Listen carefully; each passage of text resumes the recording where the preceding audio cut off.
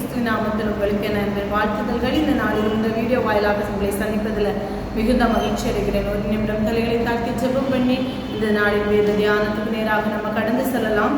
அன்புள்ள இயேசுப்பா, இந்த நாளிலும் பாதத்தில் கடந்து வந்து உங்களுடைய வேதத்தின் மகத்துவங்களை கற்றுக்கொள்ள என் தேவனை பாராட்டின பெரிதான கிருபைக்காய் மக்கள் நன்றி செலுத்துகிறோம். ஆண்டவரே அப்பா, இந்த நாளிலும் நாங்கள் கற்றுக்கொள்கிற பாடங்கள் எங்களுக்கு பிரயோஜனமாக இருக்கட்டும். உடைய நாம மாத்திரம் எங்கள் மூலம் மகிமைப்படட்டும். நீரை பொறுப்பு கொள்ளுங்க, நீரை மகிமைப்படுங்க. மீட்பர் இயேசு கிறிஸ்துவின் நாமத்தில் ஜெபங்களும் நல்ல பிதாவே, ஆமென். இன்னைக்கு நம்ம சகரியா தீர்க்கதரிசன புத்தகத்தின் கடைசி பார்த்து 12வது அதிகாரத்திலிருந்து 14வது அதிகாரம் வரைக்கும் தான் தியானிக்க போகிறோம். போன வாரங்களிலே 11வது அதிகாரம் வரை நம்ம தியானித்து முடித்தோம். இந்த 12வது அதிகாரம் அதாவது நான் ஏற்கனவே சொன்னது போல சகரியா தீர்க்கதரிசன புத்தகத்தை 2 பகுதிகளாக பிரிக்கலாம் என்று ஏற்கனவே நாம் சொன்ன. அதே போல 8ஆம் அதிகாரம் வரை ஒரு பகுதியாகவும் 9லிருந்து 14 வரை உள்ள பகுதிகள் இன்னொரு பகுதியாகவும் பிரித்து அதை படிப்பது நமக்கு நலமாக இருக்கும் அப்படின்னு சொன்னது போல் ஃபஸ்ட்டு பார்த்து அது 2வது பகுதியில் முதல் பகுதியை நம்ம போன வாரத்தில் பார்த்தோம். இன்றைக்கு 12வது அதிகாரத்திலிருந்து 14வது அதிகாரம் வரை 12வது அதிகாரத்திலிருந்து 14ஆம் அதிகாரம் வரை எதை பற்றி சொல்லப்பட்டுள்ளது அப்படின்னு நம்ம பார்த்தோம்னா, எதிரிகளின் அழிவும் எருசலேமின் மகிமை திரும்புதலும் அப்படிங்கிறத கண்டு தான் அதனுடைய தலைப்பு. ஒரு 12ஆம் அதிகாரத்திலிருந்து 14ஆம் அதிகாரம் வரைக்கும் ஒரு தலைப்பு கொடுப்போம் என்றால் அதற்கு எதிரிகளின் அழிவும் எருசலேமின் மகிமை திரும்புதலும் அப்படிங்கிறதான ஒரு தலைப்பை நம்ம கொடுக்கலாம். இப்போ 12ஆம் அதிகாரத்தில் முதல் 3 வசனங்களும் அதாவது புறஜாதிகளுக்கு அப்படிங்கிற ஒரு தலைப்பில் சொல்லப்பட்டுள்ளதை நம்ம பார்க்க முடியும். இஸ்ரவேலை குறித்து கர்த்தர் சொன்ன வார்த்தையின் வாரம் வானங்களை விரித்து பூமியை அஸ்திபாரப்படுத்தி மனுஷனுடைய ஆவி அவனுக்குள் உண்டாக்குகிற கர்த்தர் சொல்கிறது என்னவென்றால், இதோ சுற்றிலும் இருக்கிற எல்லா ஜனங்களுக்கும் நான் எருசலேமை தத்தெடுப்பின் பாத்திரமாக்குவேன். எருசலேமுக்கு விரோதமாய் போடப்படும் முற்றுகையிலே யூதாவும் அப்படியாகும். அந்நாளிலே நான் எருசலேமை சகல ஜனங்களுக்கு பாரமான கல்லாக்குவேன். அதை கிளப்புகிற யாவரும் சிதறடிக்கப்படுவார்கள். பூமியில் உள்ள ஜாதிகள் எல்லாரும் அதற்கு விரோதமாய் கூடிக்கொள்வார்கள். அதாவது அந்நாளிலே நான் எருசலேமை சகல ஜனங்களுக்கும் பாரமான கல்லாக்குவேன். அதாவது எருசலேம் புறஜாதிகளுக்கு பிரச்சனைக்கு காரணம் எருசலேம் அப்படிங்கிற, அதாவது எருசலேமுக்கு கடைசியாக சொல்லப்பட்டிருக்கும் பூமியில் உள்ள ஜாதிகள் எல்லாம் அதற்கு விரோதமாய் கூடிக்கொள்வார்கள். எல்லா ஜாதிகளுக்கும் எருசலேம் ஒரு பாரமான கல்லாக மாறுகிற ஒரு நாள் வரும் என்கிறதை தான் ஆண்டவர் சொல்லுகிறதை பார்க்க முடியும். அடுத்ததாக 4வது வசனத்திலே ஆண்டவர் அந்நாளிலே நான் குதிரைகளுக்கும் எல்லாம் திகைக்கும் அவைகளின் மேல் ஏறி வருகிறவர்களுக்கெல்லாம் புத்தி மயக்கத்தை வரப்பண்ணி யூதா வம்சத்தின் மேல் என் கண்களை திறந்து ஜனங்களுடைய எல்லா குதிரைகளுக்கும் குருட்டாட்டத்தை உண்டு பண்ணுவேன் என்று கருத்து சொல்கிறதை பார்க்க முடியாது. அதாவது யூதர்களின் எல்லா புறஜாதிகள் அதாவது எதிரிகளையும் நான் என்ன செய்வேன், அழிப்பேன் என்கிறது தான். நான் குதிரைகளுக்கெல்லாம் திகைப்பையும் அவைகளின் மேல் ஏறி வருகிறவர்களுக்கெல்லாம் புத்தி மயக்கத்தையும் வர பண்ணுவேன். ஆண்டவர் என்ன செய்வாராம், அதாவது இஸ்ரவேலுக்கு விரோதமாக யூதாவுக்கு விரோதமாக வருகிறவர்களுடைய குதிரைகளுக்கெல்லாம் திகைப்பை கட்டளையிடுவாராம். அதன் மேலே ஏறி வருகிறவர்களுக்கு புத்தி மயக்கத்தை ஆண்டவர் கட்டளையிடுவாராம். அப்படி கட்டளையிட்டு யூதாவின் வம்சத்தின் மேல் என் கண்களை திறந்து வைத்து யூதாவின் வம்சத்தின் மேலே என் கண்கள் திறக்கப்பட்டிருக்கிற ஒரு நாள் வரும் என்பதான ஒரு வார்த்தையை ஆண்டவர் சொல்லியிருக்கிறதை பார்க்க முடியும். அப்ப 5வது வசனத்திலே அப்படி இருக்கும்போது, அப்படி செய்யும் போது கர்த்தர் எங்களுக்கு பலன் என்று யூதா ஜனங்கள் எல்லாரும் அறிந்து கொள்வார்கள் என்று தலைவர்கள் எல்லாரும் தங்கள் இருதயத்திலே சொல்லுகிற நாள் வரும் என்பதை சொல்லுகிறார். அதாவது நான் யூதா வம்சத்தின் மேல் என் கண்களை திறந்து வைத்து புறஜாதிகளுக்கு அதாவது யூதாவுக்கு விரோதமாய் வருகிறவர்களுக்கு ஒரு புத்தி மயக்கத்தை கட்டளையிடும் போது யூதாவின் தலைவர்கள் என்ன சொல்லுவார்களாம், எருசலேமின் குடிகள் சேனைகளின் கர்த்தராகிய தங்கள் தேவனுடைய துணையினால் எங்களுக்கு பலனானவர்கள் என்று அப்பொழுது யூதாவின் தலைவர்கள் தங்கள் இருதயத்தில் சொல்லிக் கொள்வார்கள். கர்த்தராகிய தங்கள் தேவனுடைய துணையினால் எங்களுக்கு பலனானவர்கள் என்று யூதாவின் தலைவர்கள் சொல்லுகிற ஒரு நாள் வரும். அதாவது தேவனுடைய துணையினால தான் எல்லாமே நடக்கிறது என்று தலைவர்கள் எல்லாம் சொல்லுகிற ஒரு நாள் வரும் என்பதை ஆண்டவர் சொல்லுகிறதை பார்க்க முடியும். 6-9 வரை உள்ள வசனங்களை நாம் பார்க்கும்போது அதாவது எருசலேமை சுற்றி இருக்கிற ஜனங்களிடத்திலிருந்து எருசலேம் ஒரு வெற்றியை காணும் என்பதை நாம் பார்க்க முடியும். அதனால் யூதாவின் தலைவரை விறகுகளுக்குள்ளே எரிகிற அக்கினி அடுப்புக்கும் வைக்கோல் கட்டுகளுக்குள்ளே எரிகிற தீவெட்டிக்கும் ஒப்பாக்குவேன். அவர்கள் வலதுபுறமும் இடதுபுறமாக புறப்பட்டு சுற்றிலும் இருக்கிற எல்லா ஜனங்களையும் பட்சிப்பார்கள். எருசலேம் திரும்பவும் தற்புடைய ஸ்தானமாகிய எருசலேமிலே குடியேற்றப்பட்டிருக்கும். தாவீது வம்சத்தின் மகிமையும் எருசலேமின் குடிகளுடைய மகிமையும் யூதாவின் மேல் தன்னை உயர்த்தாதபடிக்கு கர்த்தர் யூதாவின் கூடாரங்களுக்கு முதல் ரட்சிப்பார். அந்நாளிலே கர்த்தர் எருசலேமின் குடிகளை காப்பாற்றுவார் என்று 9வது வசனத்திலே அந்நாளிலே எருசலேமுக்கு விரோதமாய் வருகிற எல்லா ஜாதிகளையும் அழிக்க பார்ப்பேன்.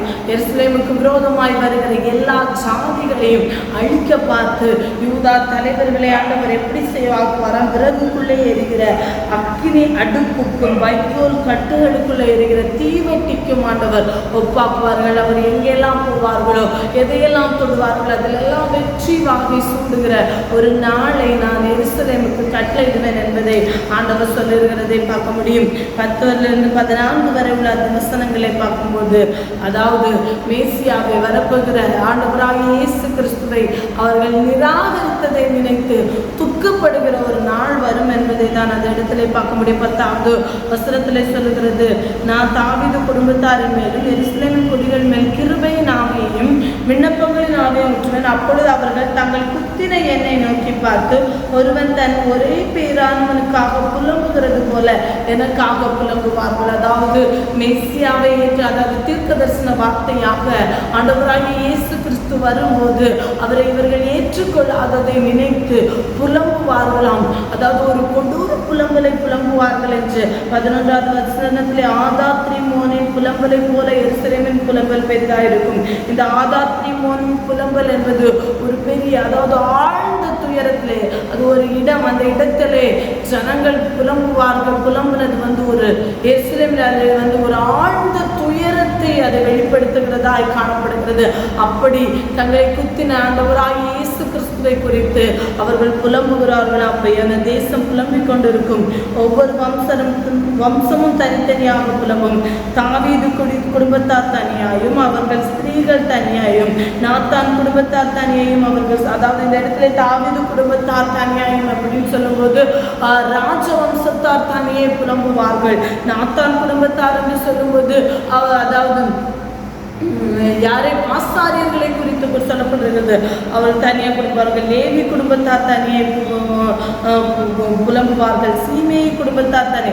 இப்படி எல்லாரும் தங்கள் குத்தின ஆண்டவராகிய இயேசு கிறிஸ்துவை மேசியாவை ஏற்கனவே வந்து போய்விட்டார், அவருக்கு நாங்கள் நம்பாமல் போய்விட்டோமே என்று எல்லாரும் புலம்புகிற ஒரு நாள் வரும் என்பதை ஆண்டவராகிய இயேசு கிறிஸ்துவை குறித்து ஒரு புலம்புகிற ஒரு நாள் வரும் என்பதை இஸ்ரவேல் ஜனங்களுக்கு தீர்க்கதரிசனமாக ஆண்டவர் எழுதி வைத்திருக்கிறார். அன்றைக்கு ஆண்டவராகிய இயேசு கிறிஸ்து வரும்போது அவரை ஏற்றுக்கொள்ளாத இஸ்ரவேல் ஜனங்கள் ஐயோ மேசியா வந்து போய்விட்டார், இன்றைக்கும் மேசியாவை வாரும் என்று புலம்பிக் கொண்டிருக்கிற அதே யூத ஜனங்கள் ஒரு நாள் புலம்புகிற ஐயோ வந்த மேசியாவை நாங்கள் குத்தினோமே, அவரை சிலுவையில் அறிந்தோமே என்று புலம்புகிற ஒரு நாள் வரும் என்பதை தீர்க்கதரிசனமாக ஆண்டவர் சகரியா மூலம் எழுதி வைத்திருக்கிறதை பார்க்க முடியும். 11ஆம் அதிகாரத்திலே வரும்போது முதல் வசனத்திலே பாவத்தையும் அழுக்கையும் நீங்க தாவீதின் குடும்பத்தாருக்கும் எருசலேமின் குடிகளுக்கும் திறக்கப்பட்ட ஒரு ஊற்று உண்டாயிருக்கும்.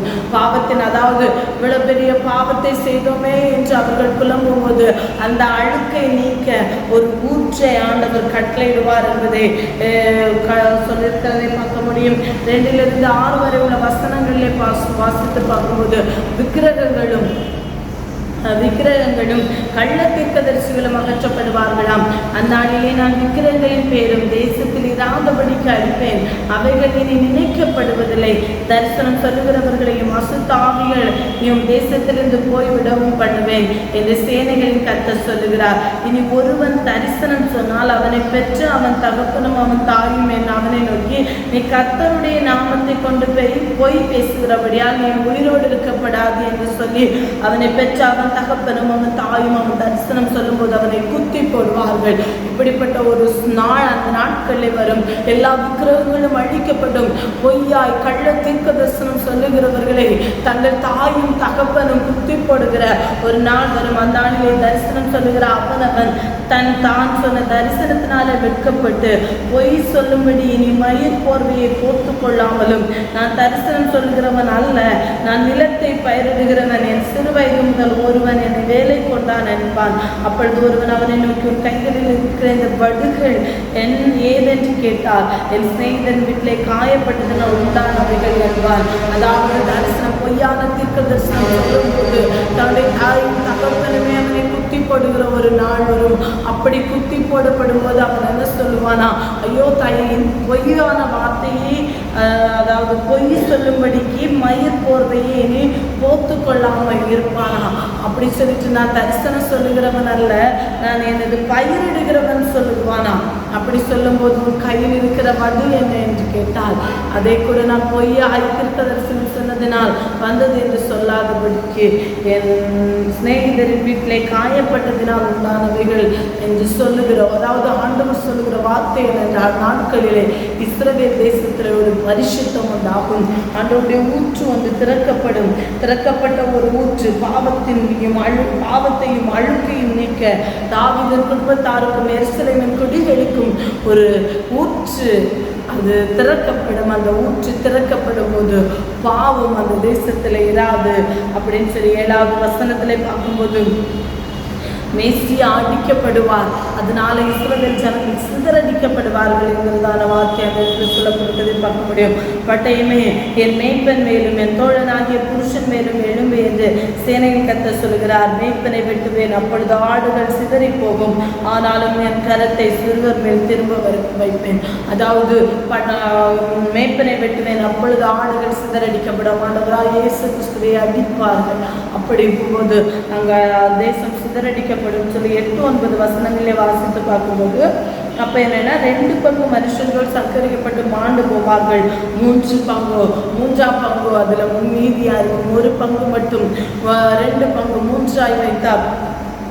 3 பங்காக இஸ்ரவேல் ஜனங்களை நாம் பிரித்து பார்த்திருத்தோம் என்றால் 2 பங்கு சங்கரிக்கப்படுவார்கள், அதாவது சிதறண்டு போவார்கள். மேய்ப்பனை வெட்டினது ஆண்டவராக இயேசு கிறிஸ்துவை அடித்ததினால சிதறண்டு போவார்கள். ஆனால் 1 பங்கை ஆண்டவர் என்ன செய்வாராம், மீதியா இருப்பாராம்.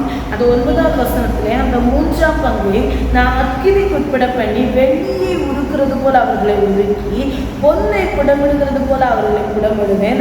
அவர்கள் என் நாமத்தை தொழுவார்கள், நான் அவர்கள் விண்ணப்பத்தை கேட்பேன். இது என் ஜனம் என்று நான் சொல்லுவேன், கர்த்தர் என் தேவன் என்று அவர்கள் சொல்வார்கள். அதாவது 3 பங்குல 3ஆக வைத்து 2 பங்கு ஜனங்கள் சிதறடிக்கப்படுவார்கள்.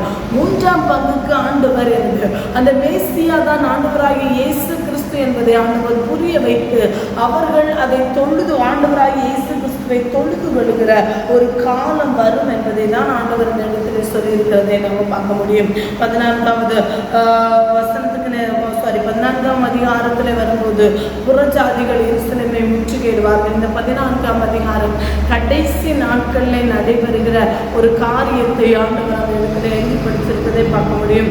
இதோ கர்த்தருடைய நாள் வருகிறது, உன்னில் கொள்ளையானது உன் நடுவிலே பங்கிடப்படும், எருசலேமுக்கு விரோதமாக யுத்தம் பண்ண சகல ஜாதிகளையும் கூட்டுவேன்.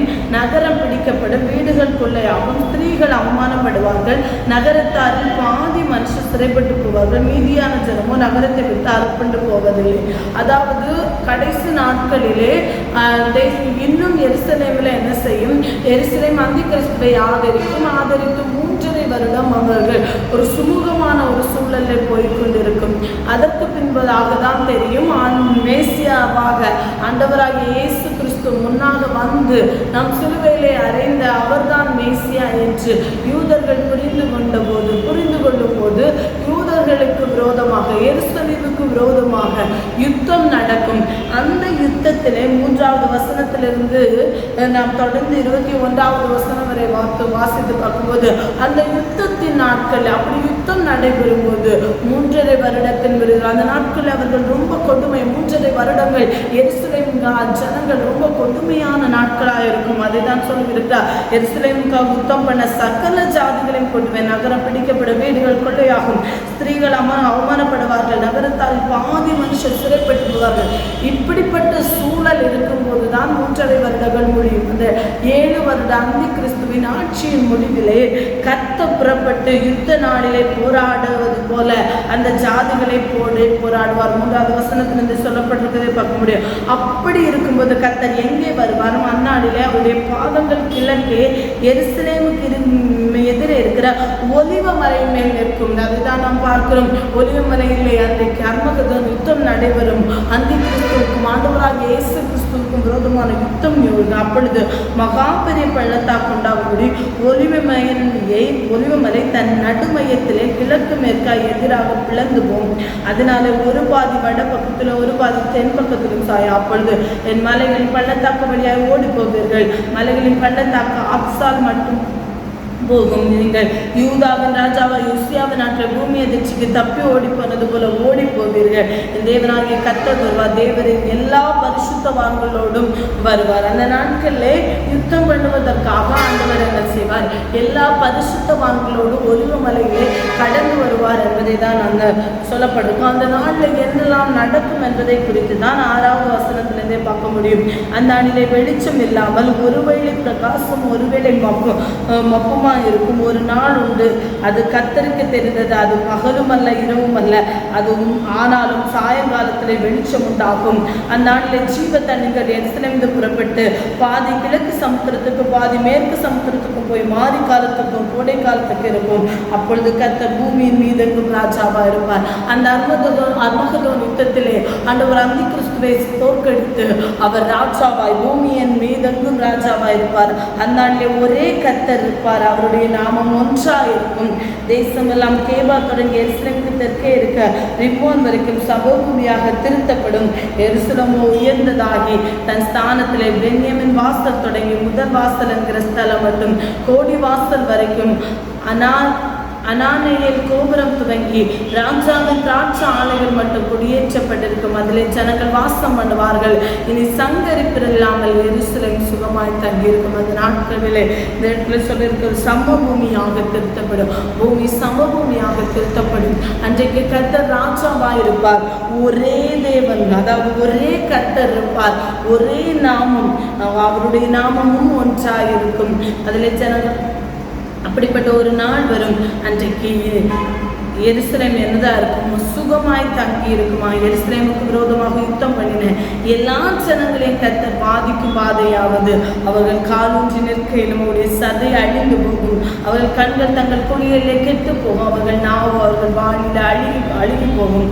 அதாவது 12வது வசனத்தில் எருசலேமுக்கு விரோதமாய் புறப்பட்டு வந்த புறஜாதிகளுக்கு ஆண்டவர் எதை கட்டளையிடுவார் அப்படின்னு சொல்லப்பட்டிருக்கிறது. இந்த நாட்களுக்கு முன்பாக இந்த எருசலேம் நாட்கள் எருசலேமில் இந்த யுத்தம் நடைபெறுகிற நாட்களுக்கு முன்பதாக ஆண்டவராகிய இயேசு கிறிஸ்துவின் 7 வருடத்திற்கு முன்பதாக ஆண்டவராகிய இயேசு கிறிஸ்துவின் வருகை இருக்கும். அந்த வருகையிலே ஆண்டவராகிய இயேசு கிறிஸ்துவை விசுவாசித்து அவரை இரட்சகராக ஏற்றுக்கொண்டு அவரை ஆராதிக்கிற நாம் அவரோடு எதிர்கொண்டு போக அவரோடு புறப்பட்டு போவோம்.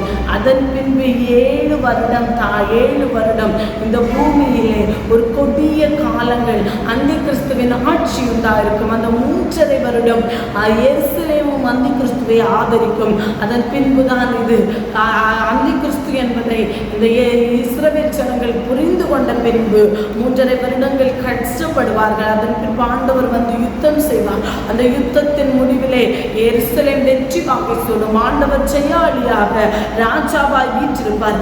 அந்த நாட்களிலே பூமியிலே இருந்தவர்கள் ஆண்டவருடைய வருகையிலே எடுபட்டு போகாதபடி அந்த நாட்கள் நாட்களிலே பரிசுத்தவான்கள் அனைவரும் ஆண்டவரோடு கூட யுத்தம் பண்ணுவதற்காக அவருடைய வருகையிலே எடுபட்டு போன பரிசுத்தவான்கள் எல்லாரும் ஆண்டவரோடு எருசலேமுக்காக யுத்தம் பண்ணுவதற்காக கடந்து வருவார்கள். ஆனால் இந்த உலகத்திலே இருந்து எருசலேமுக்கு விரோதமாய் செயல்பட்ட ஜனங்களுக்கு என்ன நடக்குமாம்? அவர்கள் காலூன்றி நிற்கையிலும் அவருடைய சதை அழிந்து போகும், அவர்கள் கண்கள் தங்கள் புலிகளிலே கெட்டு போகும், அவர்கள் நாவு அவர்கள் வாயில அழுகி போகும். அந்நாளிலே கர்த்தரால் பெரிய கலக்கம் அவர்களுக்குள் உண்டாகும். அவனவன் தன் அயலானின் கைக்காய் பிடிப்பான், அவனுடைய கை அவனவன் அயலானுடைய கைக்கு விரோதமாய் எழும்பும். யூதாவும் எருசலேமும் யுத்தம் பண்ணும். அப்பொழுது சுற்றிலும் இருக்கிற சகல ஜாதிகளும் ஆஸ்தியாகிய பொன்னும் வெள்ளி வஸ்திரங்களும் மகா திரள் கூட்டப்படும். அந்த பாளையங்களில் இருக்கும் குதிரைகள், கோவேறு கழுதைகள், ஒட்டகங்கள், கழுதைகள் இதெல்லாம் எல்லா மிருக ஜீவன்களுக்கு வரும் வாதையும் அந்த வாதையை போலவே இருக்கும். பின்பு எருசலேமுக்கு விரோதமாக வந்த சகல ஜாதிகளும் மீதியான யாவரும் சேனைகள் கர்த்தராகிய ராஜாவை தொழுது கொள்ளும்படி கூடார பண்டிகையை ஆசரிக்கும்படியும் வருஷா வருஷம் வருவார்கள். பின்பு ஆண்டவரை தான் எல்லாரும் ஆராதிக்கப்படும். அதில் தான் சொல்ல பின்பு எருசலேமுக்கு வந்திருந்த எல்லா ஜாதிகளிலும் மீதியா இருக்கிற எருசலேமுக்கு விரோதமாக வந்த எல்லா புற ஜாதிகளிலும் மீதியா இருக்கிற யாவரும் சேனைகளின் கர்த்தராகிய ராஜாவை தான் என்ன செய்ய வேண்டும்? தொழுது கொள்ள வேண்டும். அப்பொழுது பூமியின் வம்சங்களின் சேனைகளை கர்த்தராகிய ராஜாவை தொழுது கொள்ள எருசலேமுக்கு வராதவர்கள் எவர்களோ அவர்கள் மேல் மழை வருஷிப்பதில்லை. மழை வருஷிக்காத ஏகத்தின் வம்சம் வராமலும் சேராமலும் போனால் கூடார பண்டிகையை ஆசரிக்க வராத ஜாதிகளை கர்த்தர் வாதிக்கும் வாதையை அவர்கள் மேல் வருவார். இது ஏகத்துடைய பாவத்துக்கும் கூடார பண்டிகை ஆசரிக்க வராத சகல ஜாதிகளுடைய பாவத்துக்கும் வரும் வார்த்தை. அந்நாளிலே குதிரைகளின் மணிகளிலே கர்த்தருக்கு பரிசுத்தம் என்னும் விலாசம் எழுதியிருக்கு. அதாவது எல்லாரும் பூமியிலே மீதியா இருக்கிற எல்லாரும் ஆண்டவராயே, அதாவது தேவனை, கர்த்தர் ஒரே நாமமுடைய அந்த தேவனை மாத்திரம்தான் ஆராதிக்க வேண்டும். அந்த கூடார பண்டிகையை ஆசரிக்க எருசலேமுக்கு கடந்து போகாத எல்லாரும் அழிக்கப்பட்டு போகிற ஒரு நாள் வருமாம். அந்த 20வது வசனத்திலே அந்த நாட்டிலே குதிரைகளின் மணிகளிலே கர்த்தருக்கு பரிசுத்தம் என்ற விலாசம் எழுதியிருக்கும். கர்த்தருடைய ஆலயத்துள்ள பானைகள் பலிபீடத்துக்குள்ள பாத்திரங்களை போல் இருக்கும். அப்பொழுது எருசலேமிலும் யூதாவிலும் உள்ள எல்லா பானைகளும் சேனைகளின் கர்த்தருக்கு பரிசுத்தமாயிருக்கும். பலிவிடுகிற யாவரும் அந்த அவைகளில் எடுத்து அவைகளை சமைப்பார்கள். அந்நாள் முதல் சேனைகளை கர்த்தரின் ஆலயத்திலே யாதொரு கானானியனும் இருப்பதில்லை. ஆண்டவர் எல்லாவற்றையும் பரிசுத்தம், கர்த்தருக்கு பரிசுத்தம் என்று பரிசுத்தப்படுத்தி அந்த நாட்களை ஆண்டவர் மாற்றுகிற ஒரு நாள் உண்டாகும். அந்த நாளிலே தப்பித்துக்கொள், அதாவது அவருடைய வருகையின் நாளிலே எடுபட்டு போகும்படியாக, நாமும் எடுத்துக்கொள்ளப்படும்படியாக தான் இவ்வளவு பெரிய பாடுகளை நாம் சகித்து கொண்டு ஆண்டவருக்காக ஓட வேண்டிய கட்டாயத்தில் இருக்கிறோம். ஆண்டவர் எருசலேமுக்காக யுத்தம் பண்ணும்படியாக சகல பரிசுத்தவான்களோடு ஒலியுமலைக்கு கடந்து வரும்போது அந்த கூட்டத்திலே நாமும் இருக்க வேண்டும் என்றால் இந்த நாட்களில் ஆண்டவருக்குமே முத்தமாய் ஓடி அவருடைய வருகை எக்கால சத்தம் நம்முடைய காதுகளை தொனிக்க நாம் ஆயத்தமாகவும் கர்த்தர் நம்மை ஆசீர்வதிப்பாராக. இந்த நாளிலே நம்ம சகரியா தீர்க்கதரிசன புத்தகம் வரைக்கும் நம்ம முடிச்சிருக்கோம். இனி மல்கியா தீர்க்கதரிசனம், பழைய ஏற்பாட்டிலே மல்கியா தீர்க்கதரிசன புத்தகம் மட்டும்தான் இருக்குது. அது இன்னும் 2 வீடியோவில் நம்ம முடிச்சிடலாம். முடிச்சதும் இந்த வருஷத்தில் நம்ம வந்து இந்த பார்ட் நமக்கு முடிவடைகிறது. அதற்கு பின்பு நமக்கு எல்லா வருஷமும் இருக்கிற மாதிரி டிசம்பர் 2nd வீக்கில் நமக்கு எக்ஸாம் இருக்கும். இந்த வருஷம் 1 வேர்ட் ஆன்சராக தான் இருக்கும். அதாவது சூஸ் த கரெக்ட் ஆன்சராக தான் இருக்கும், ஈஸியாக தான் இருக்கும். அதனால் இந்த அதாவது தானியல்லேருந்து மல்கியா வரைக்குமே எல்லா தீர்க்கதரிசன புத்தகங்களிலிருந்தும் கேள்விகள் வரும். நம்ம வாரம் அனுப்புகிற கேள்விகள் மட்டுமல்ல, அந்த எல்லா கேள்விகளும் நமக்கு அதாவது தானியேல் தீர்க்கதரிசன புத்தகத்திலிருந்து மல்கியா வரைக்கும் வேதத்துக்குள் இருந்தும் கேட்கப்படும். நமக்கு வாரம் அனுப்புகிற அந்த கொஸ்டின் பேப்பர்லேருந்தும் கேள்விகள் கேட்கப்படும். ஆனால் 1 வேர்டாக தான் இருக்கும், சூஸ் த கரெக்ட் ஆன்சர் மாதிரி தான் இருக்கும். அதனால் தயவாய் படிங்க, கொஞ்சம் அதுக்காக ப்ரிப்பேர் பண்ணுங்கள், முயற்சி எடுங்க. கர்த்தர் நம்மை ஆசீர்வதிப்பாராக. ஒரு நிமிடம் ஜெபிக்கலாம். அன்பு இயேசுப்பா, இந்த நாளில் ஆண்டவரே உங்களுடைய வேதத்தை தியானிக்க என் தேவாதி தேவனே தந்த கிருபைக்காய் நன்றி ஆண்டவரே. அப்பா, எருசலேமிலே ஆண்டவரே அப்பா நீர் ஒலிவமலையிலே கடந்து வரும்போது எருசலேம் ஜனங்களுடைய அப்பா ஜனங்களுடைய மீட்புக்காக ஆண்டவரை யுத்தம் பண்ண கடந்து வரும்போது உங்களோடு அப்பா நாங்களும் கடந்து வர எங்களை ஆயத்தப்படுத்துங்கப்பா. உங்கள் குறைவுகள் குற்றங்களை மன்னிங்கப்பா. உங்களுடைய வருகை நாளில் நாங்களும் எடுத்துக்கொள்ளப்பட தேவ நீர் எங்களுக்கு இரக்கம் பாராட்டுங்க. நீரை மகிமைப்படுங்க, நீரை மகிமைப்படுங்க. மீட்பரே கிறிஸ்து நாமத்தின் செபங்களும் நல்ல பிதாவே.